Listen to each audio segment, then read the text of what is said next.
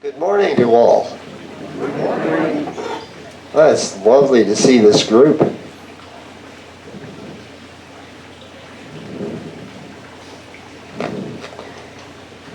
This morning you've all received one handout, a bibliography of books, but I want to remind you that so you don't have to take notes if you don't want to. There'll be another handout coming right after the talk, which will summarize what the talk is about.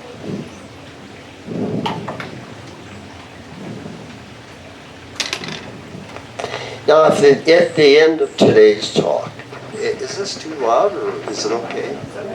Hello? Okay, it's okay. At the end of today's talk, if you have unanswered questions and want to ask me what those are, I offer a complimentary session at my office.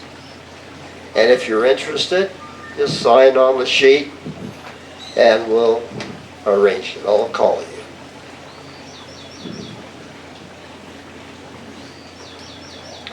Now, I'm so glad we're here together. There's one day each year that's become quietly meaningful to me. Not because of its history, but because of what it has come to represent in my own life. And that day is today, March 15th.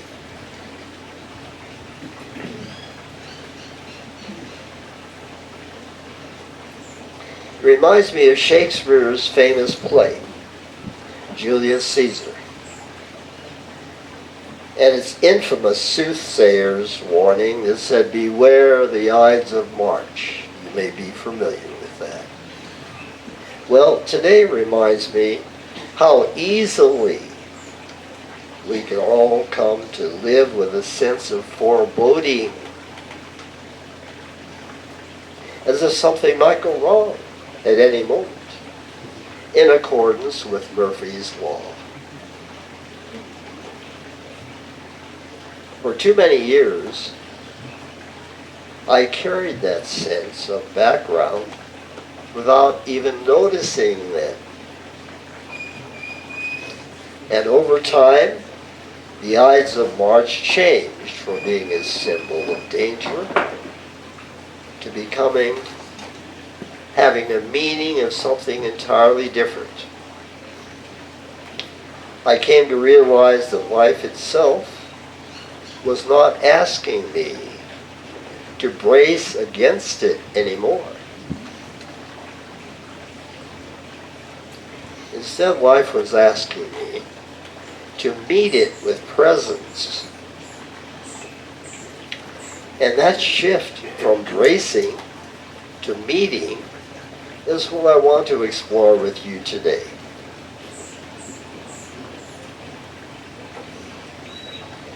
What I've come to see is that most of us live with a kind of background bracing that we don't even recognize. It's not dramatic. It's not even conscious. But it's a subtle way in which we tighten in the chest before a conversation. Or it's the way we rehearse what might go wrong. It's the way we scan the day as if life were something to manage rather than something to meet. And since it's so familiar, we mistake it for being responsible or being prepared or being realistic.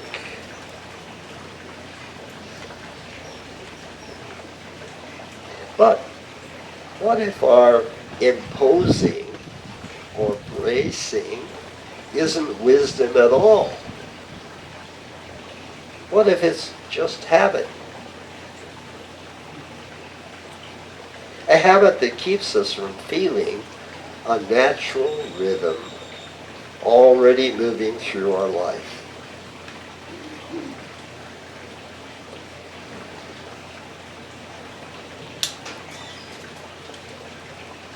When we stop imposing or bracing, even for a moment, something else becomes available. A sense of coherence. It doesn't come from effort, but from alignment. Can't hear you. Okay. Pull it up. Okay, now try. Is this better? No.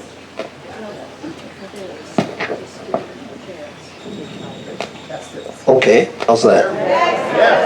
Hooray! Thanks for saying something, whoever did. Thank you.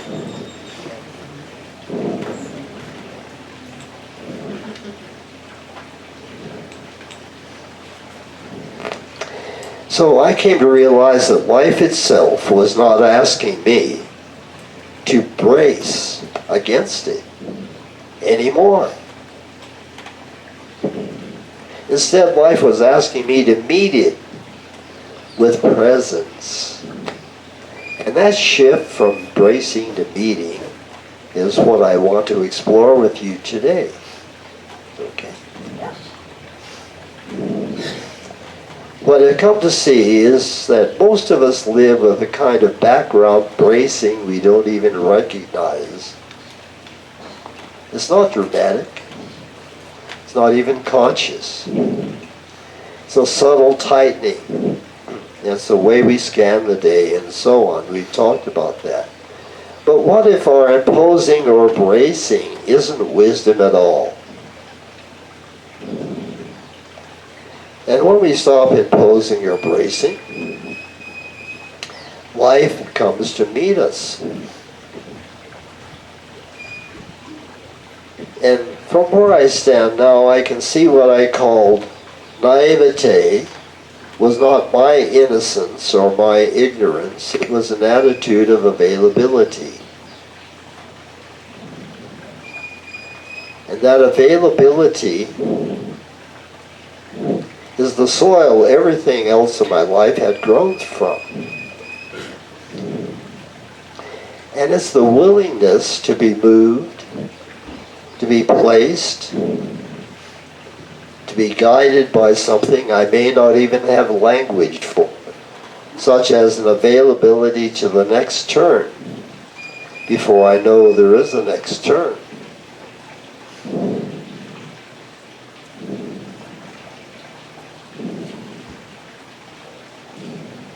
Now, some of you move through life by feel. You sense things. You track subtle shifts. You know before you know. And some of you move through life with structure. You need clarity, steps, frameworks, something to hold in your hands. Both paths are valid. Both paths are infinite. Both paths lead to the same place, recognition.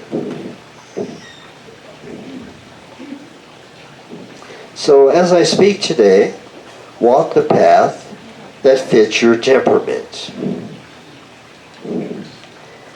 If you're intuitive, listen for resonance. If you're structured, listen for architecture. Either way, you'll hear what it is that you need.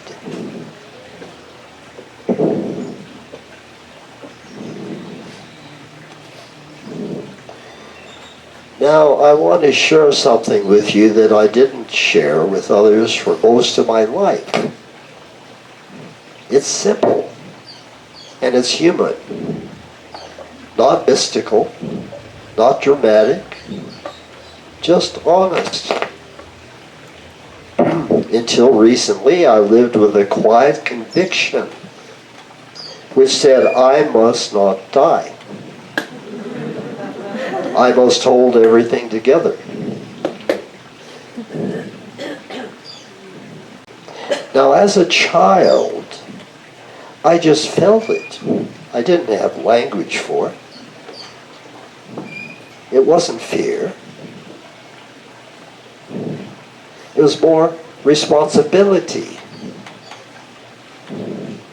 As if my life had an important assignment and I couldn't leave until it was done.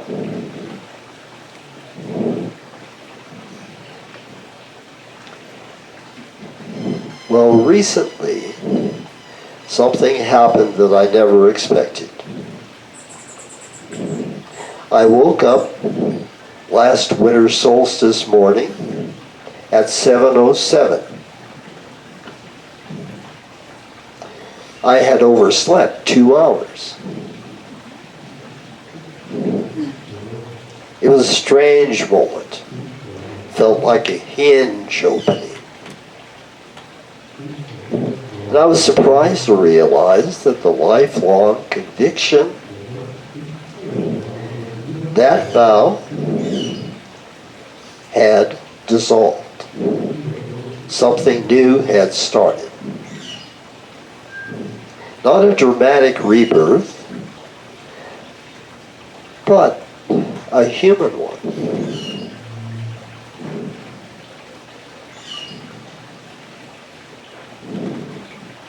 The kind that happens when you suddenly notice you're no longer carrying what you carried for a lifetime. That's what I want to talk about today.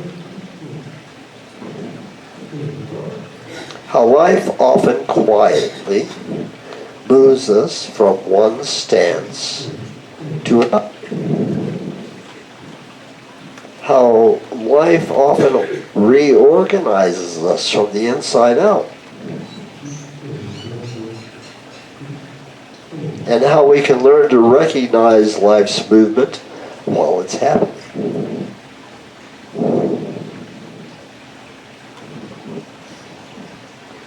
Let me suggest a simple pattern, one that shows up in every transformation I've seen.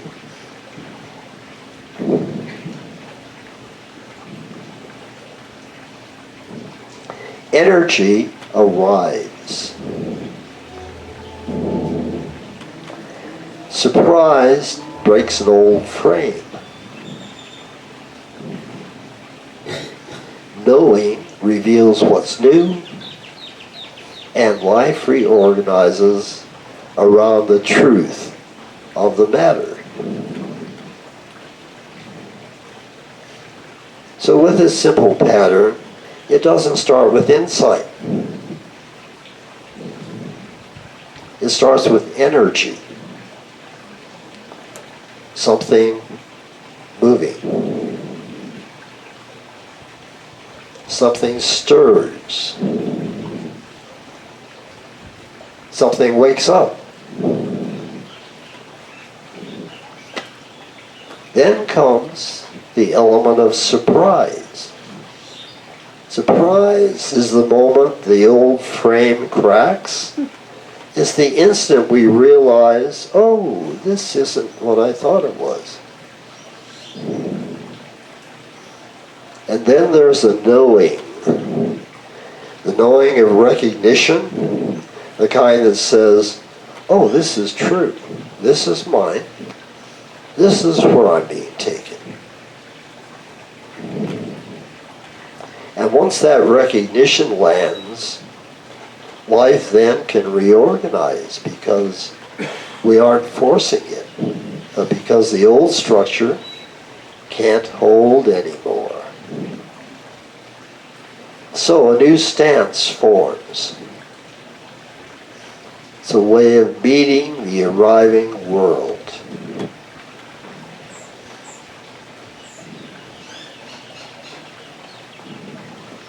Now there's a special part of this story I want to share. The most real, daily part of the story. The most human. My wife, Charlie, lives with dementia. She seldom speaks now, but she can hear. I'm not sure how much she understands. We seldom communicate with words. We communicate through presence, through the heart, through the eyes, through manner,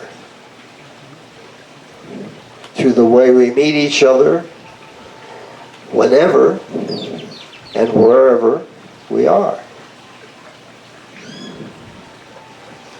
And what I've learned is this: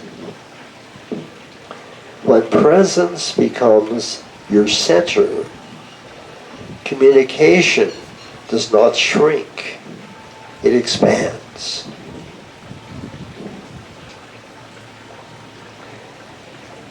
There's no performance, there's no strategy, there's no managing, just a willingness to meet whatever comes.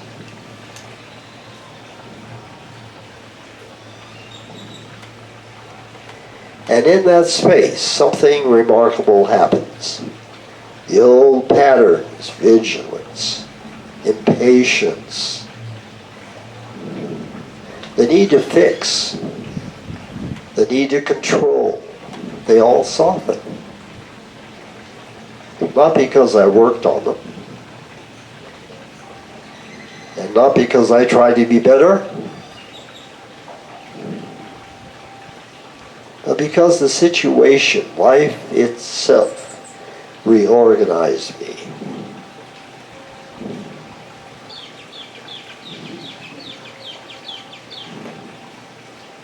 And Charlie is a living proof that presence is not just an idea.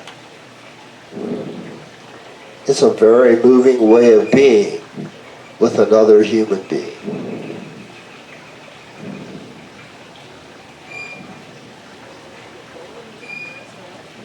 Now there's a moment from my life that changed everything.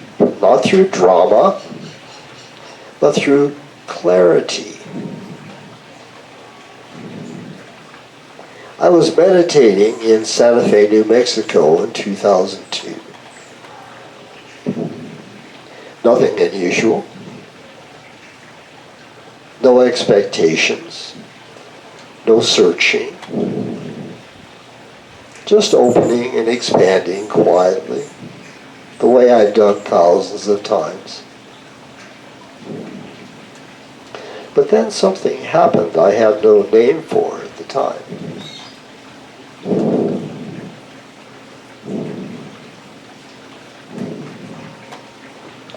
Life itself appeared, not just as a vision, not just as a voice, not just as an idea, a complete presence, direct,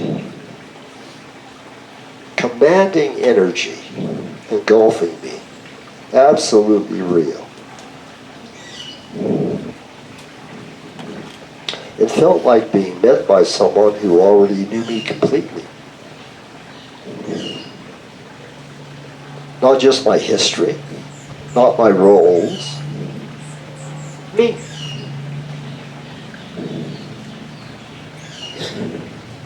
And the strange thing was, it felt so familiar. Like something I'd always been inside of without realizing I was inside of it.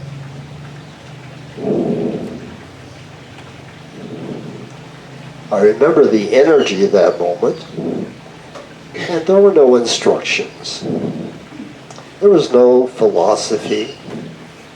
There was no message. Just a full truth that landed all at once. And the truth was that life is not separate from me.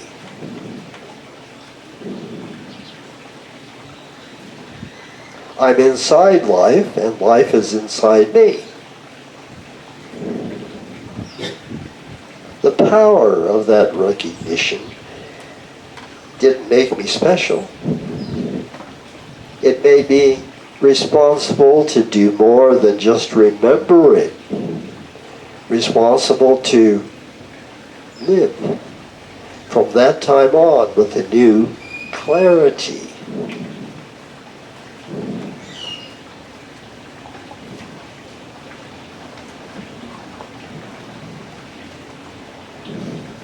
I want to say one more thing about that inspiring moment in Santa Fe. It didn't come with an announcement. It didn't come with a question. It came as a full relationship I already knew, direct, unmistakable, and alive. Our energy interchange wasn't instructional, as much as deeply informative. It revealed a unity with life that I had not experienced. It set the tone for a relationship that could deepen and expand as I lived in it. Later messages that arrived varied widely, but the center reality was always the same. A unity with life that is intimate, trustworthy, continuous, and joyful. So, while the appearance itself wasn't about a task, a mission, or a message, it carried future intent, a continuity.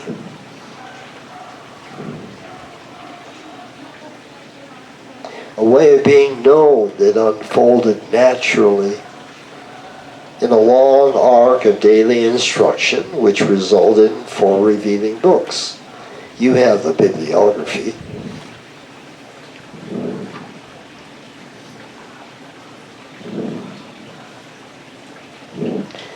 And after that encounter, nothing changed on the outside. My life looked the same. My responsibilities were the same. But something inside me had shifted. And the old emotional architecture began to loosen. Patterns I'd carried for a lifetime. Vigilance, impatience, the sense I had to manage everything, all began to soften. And not because I worked on them, but because I tried to, nor because I tried to improve myself, but because the stance I was now living from had changed.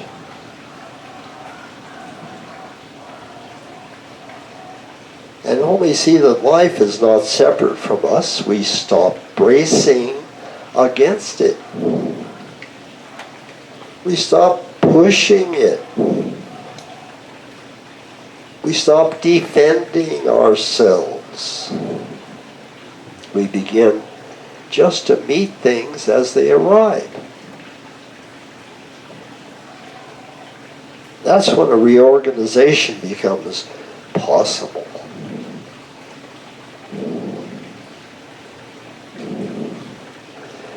So, as this inner reorganization unfolded, something else became clear. Not just personally, but universally. The shift wasn't about my story. It wasn't about my age or my history. It was about a different way of being very human. It was about perspective that appreciates life. A perspective includes all possibilities. A perspective that belongs to everyone is the perspective of life itself. And from that perspective, a simple stance began to form within me.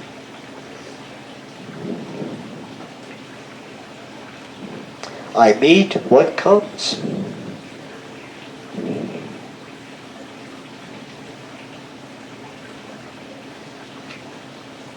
Now this new stance shows up in the smallest ways.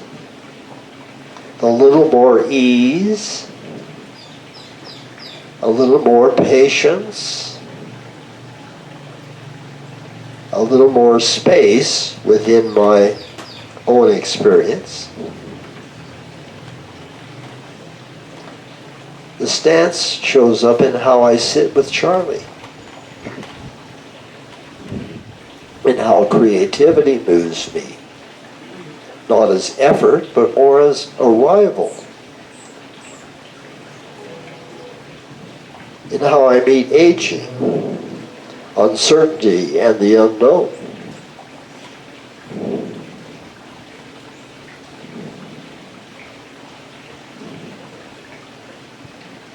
Now, it's not a personal achievement, but it's a universal possibility.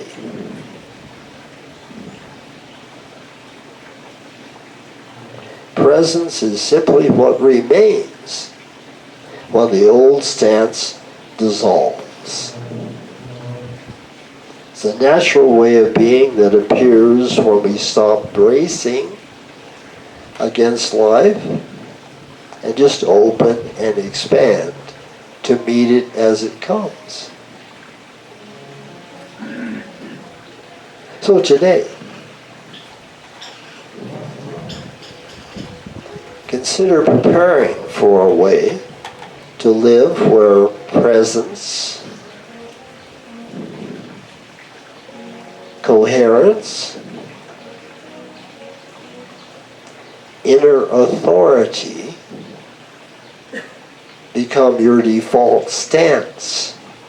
In other words,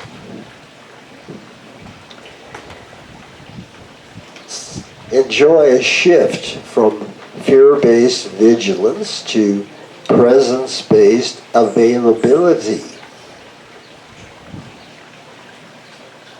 A shift from effort and self-management to allowing and responsiveness.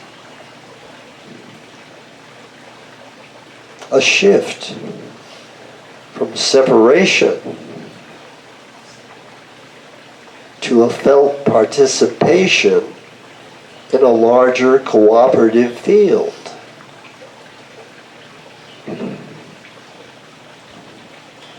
A shift from identity to stance.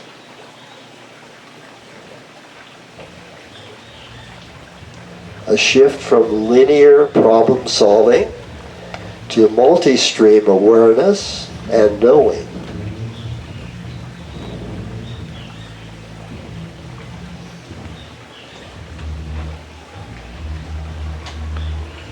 Now, if a 94-year-old man, born in the Great Depression, as well as being shaped by World War I to World War II, can reorganize from inside out, the change is possible for anyone.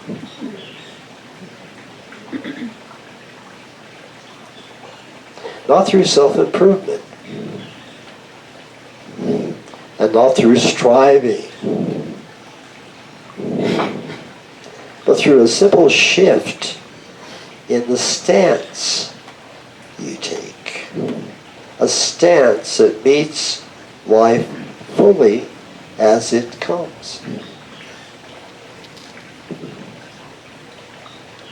And when that stance begins to settle in you, even quietly, something unmistakable happens. Life stops being something you brace against and becomes something you actually meet as a companion.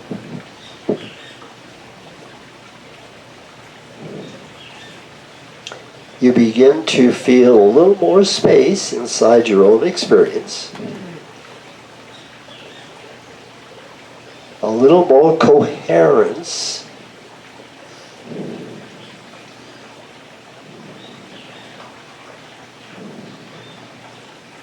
a little more trust in the continuity that holds you,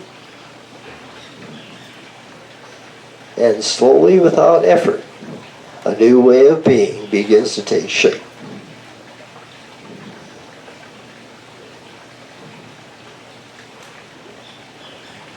Now, I stand here as someone who meets what comes. Not because I achieved it, not because I earned it,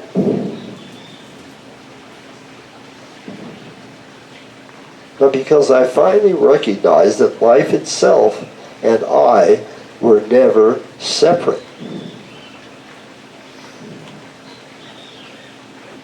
And that recognition of being in companionship with life changes everything.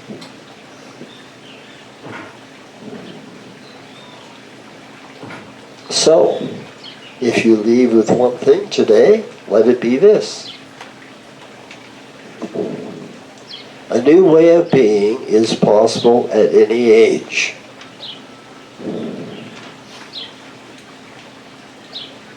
In the moment you stop bracing against life and open to meet what it brings to you with presence.